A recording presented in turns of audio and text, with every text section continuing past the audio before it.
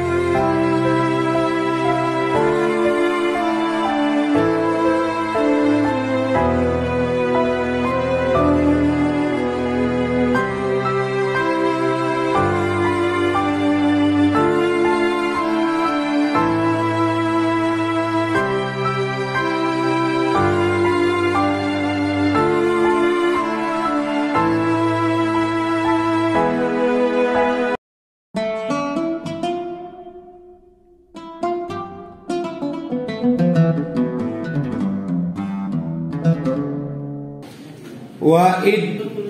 Nah, saya ingatkan lagi, kalau suatu ayat dimulai dengan id, itu artinya wadkur id.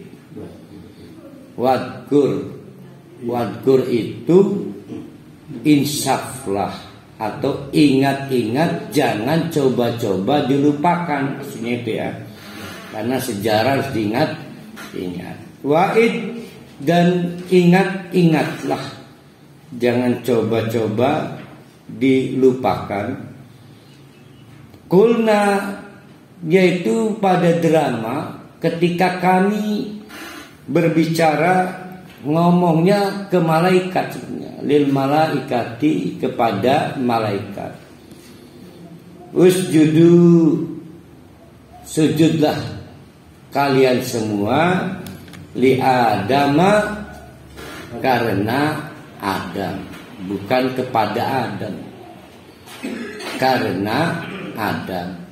Kalimat sempurnanya, karena Adam telah diciptakan secara lebih baik, mengakui keunggulan kualitatif Adam.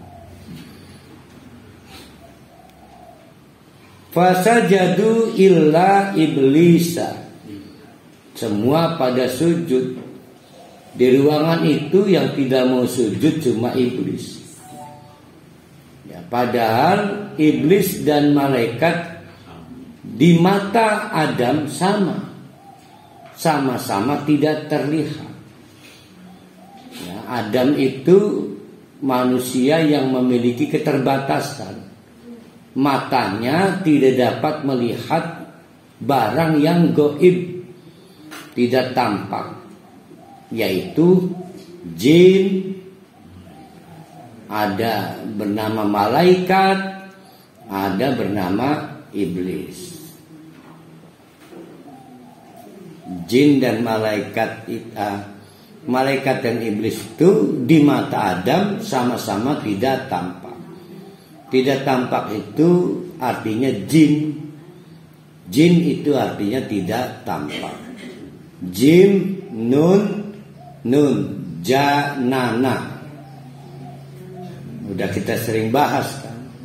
Sehingga majnun galitah duwe akal tapi tidak tampak akalnya. Sama dengan janana. Janin, bayi masih dalam rahim, tidak tampak walaupun ada USG. Apalagi itu jannatun, kebun, tidak boleh sembarang masuk, saking indahnya surga. Tulisannya no entry ya, no entry, tidak boleh masuk kecuali kalangan terbatas yang memiliki visa. Ditutup pagar seng, maka disebut jannatun, sama jannah. Nah, di mata iblis ini malaikat dan iblis sama-sama jin. Kendati pun sama, tapi cuma malaikat yang mau mengakui atau memberikan ucapan selamat kepada iblis, kepada Nabi Adam. Dipindah ayatkan. Kana minal jinni. Padahal tuh kan, padahal iblis juga dari kalangan jin. Artinya Allah yang menegaskan lah kebedaannya kalau malaikat. Bahkan kalau lebih jauh juga punya pengalaman yang sama, pengalaman sama-sama lama beribadah pada Allah, pengalaman sama dengan malaikat lama bertasbih pada Allah. Fasako, fa, ingat di situ fa, berarti bukan summa. Kalau summa butuh waktu, bisa setengah dina, bisa setengah hari. Tapi kalau fa itu otomatis. Gara-gara kasus Allah meminta memberikan penghormatan karena Adam, lalu malaikat setuju sehingga memberikan penghormatan pada Adam. Fasako, sebelumnya belum pernah namanya iblis itu melakukan pembangkangan. Tapi ini kali maka fasako, melakukan pembangkangan dan pemberontakan, menolak bersujud karena kehormatan Adam an amri rabbihi, untuk memenuhi perintah Allah. Padahal karir kesalehan dan ibadah pada Allahnya memiliki jam terbang yang sama dengan malaikat. Afatattahidunahu wa dzurriyyatahu awliya'a min duni wa hum lakum aduwwun. Sekarang kita udah tahu ya bahwa iblis sudah jatuh kehormatannya, menjadi pembangkang. Nah,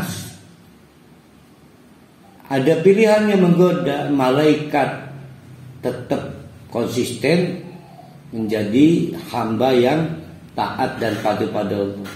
Kita suruh milih, mau milih iblis apa malaikat? Yang pasti iblis nggak layak kita jadikan pimpinan. Maka ditanya oleh Allah, afatattahidunahu, lalu suruh mekonon masih mau tak kalian semua memegang atau menjadikan iblis wa dzurriyyatahu, dan andai kata punya keturunan, maka keturunan nih. Nah, masuk di dalam dzurriyyat ini pengikut ya. Nah, tapi yang pasti adalah keturunan iblis itu syaitan. Namanya Tony. Jadi Tony syaitan. Dan pengikutnya, followernya auliya sebagai wali. Sudah sering kita bahas kenapa sesuatu atau suatu pihak, Allah termasuk, itu kita jadikan wali Karena kita minta mengurusi segala hal tetek bengek urusan kita. Karena kita tidak mampu mengurusi itu. Seperti anak sekolah, maka urusan administrasi diserahkan pada orang tuanya. Maka orang tua disebut wali murid. Nah, kita menjadikan Allah sebagai wali karena kita nggak mampu memproduksi oksigen sendiri. Maka kita berketergantungan pada Allah. Ya Allah, urusan oksigen seren ya. Nah, seren itu disebut wali. Nah, dengan situasi seperti ini masih mau tah bapak-bapak, ibu-ibu menjadikan setan atau iblis sebagai wali, sedang dia pembangkang, padahal dia bukan pencipta dan bukan pemilik sumber daya alam raya ini, bukan. Nanti kita lihat bantahan Allah di ayat berikutnya. Min duni, selain aku, wahum lakum aduun. Padahal kalau suruh memilih, mana yang mau kamu jadikan musuh, malaikat atau iblis? Berarti iblis. Sudah tahu musuh tapi kamu jadikan wali. Tandanya apa? Kita terhasut oleh iblis agar mengeksplor dunia, kesengsem pada dunia. Betul, dunia ini hiasan, tapi bukan untuk membuat kita terpana sehingga harus segala-galanya. Sampai selawat pengen upah dunia, umroh pengen upah dunia, bahkan sampai kita berbakti pada orang tua kita, itu sebetulnya bukan mengharap akhirat, bukan kualat atau relancar jabatannya, ya kan? Jadi semua upah dunia. Bisa lidzolimina badalan.